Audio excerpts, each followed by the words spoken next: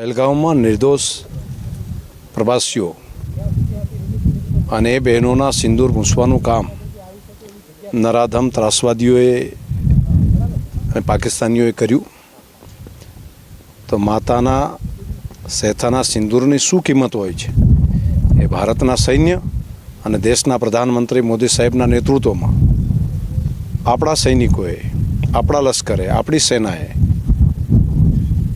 પાકિસ્તાનની ધરતી ઉપર જઈને ત્રાસવાદીઓને એમના જે આકાઓ હતા તેને નાબૂદ કરવા માટેનું જે અભિયાન હાથ ઉપર લીધું છે સિંદૂર, અને એ એક એક ભારતવાસીઓ માટે ગૌરવની ક્ષણ છે કે પહેલાં બળવંતરાય મહેતા જેવા રાજ્યના મુખ્યમંત્રીશ્રી એમને પાકિસ્તાનના લોકોએ મિસાઇલથી આ સરહદી ધરતી ઉપર, આ કચ્છની ધરતી ઉપર એમને મારી નાખ્યા હતા.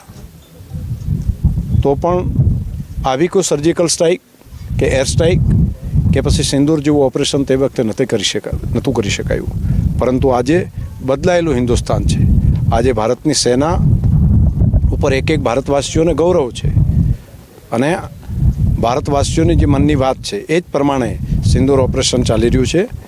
એનું એક એક ભારતવાસીઓને ગર્વ છે. અમે બધા લોકો, દરેક ભારતવાસી દેશના પ્રધાનમંત્રી મોદી સાહેબના નેતૃત્વમાં ભારતની સેના અને દેશના પ્રધાનમંત્રી મોદી સાહેબની સાથે છીએ. ખાસ કરીને વાવ થરાદ વિધાનસભાના લોકોમાં કેવો ઉત્સાહ? આ સરહદી વિસ્તાર છે, અહીંના તો ખમીરવંતા લોકો છે. અહીંયા લડાઈ ચાલતી હોય ત્યારે પણ મક્કમતાપૂર્વક એવું લાગે કે આ સીમાની સુરક્ષા કરવા માટે જનમાનસ, આ ખમીરવંતા પ્રજાજનો એ પોતે સક્ષમ છે. આજે જે તિરંગા યાત્રા રેલી જોડાઈ છે એમાં લોકોનો અનુભવ, દેશભક્તિનો ભાવ જન સુધી પહોંચ્યો છે અને ખાસ કરીને દેશના યુવાનોના મનમાં દેશની સેના પ્રત્યે, દેશના પ્રધાનમંત્રી મોદી સાહેબ પ્રત્યે એક અકૂત શ્રદ્ધા છે અને એમના ઉપર ગૌરવ પણ છે.